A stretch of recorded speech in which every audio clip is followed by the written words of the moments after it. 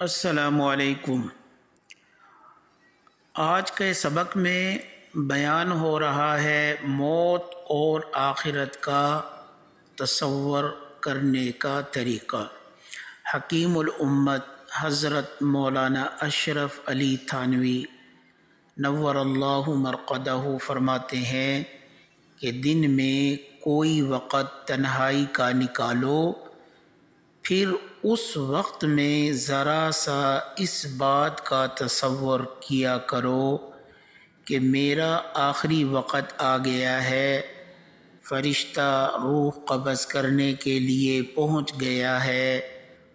اس نے میری روح قبض کر لی،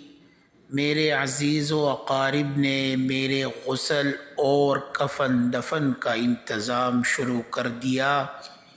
بالآخر مجھے غسل دے کر کفن پہنا کر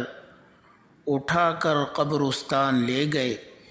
نماز جنازہ پڑھ کر مجھے ایک قبر میں رکھا،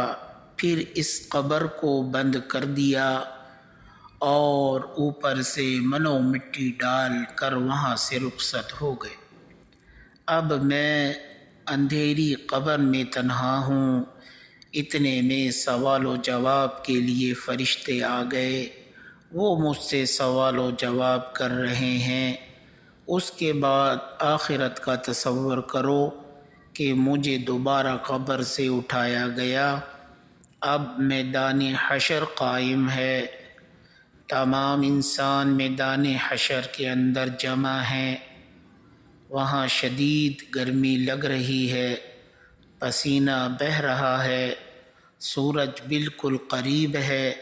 ہر شخص پریشانی کے عالم میں ہے، اور لوگ جا کر انبیاء علیہ السلام سے سفارش کرا رہے ہیں کہ اللہ تعالیٰ سے درخواست کریں کہ حساب و کتاب شروع ہو، پھر اسی طرح حساب و کتاب، پل صراط اور جنت اور جہنم کا تصور کرے۔ روزانہ فجر کی نماز کے بعد تلاوت، مناجات مقبول اور ذکر اذکار سے فارغ ہونے کے بعد تھوڑا سا تصور کر لیا کرو کہ یہ وقت آنے والا ہے اور کچھ پتہ نہیں کب آ جائے، کیا پتہ آج ہی آ جائے۔ یہ تصور کرنے کے بعد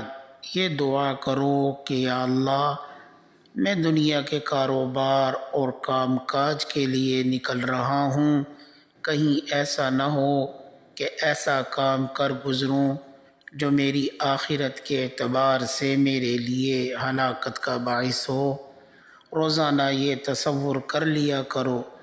جب ایک مرتبہ موت کا دھیان اور تصور دل میں بیٹھ جائے گا تو انشاءاللہ اپنی اصلاح کرنے کی طرف توجہ اور فکر ہو جائے گی۔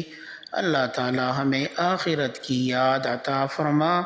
اور اس کی تیاری کرنے کی توفیق عطا فرما۔ ویڈیو اچھی لگی تو لائک، شیئر اور سبسکرائب ضرور کر دیجیے گا۔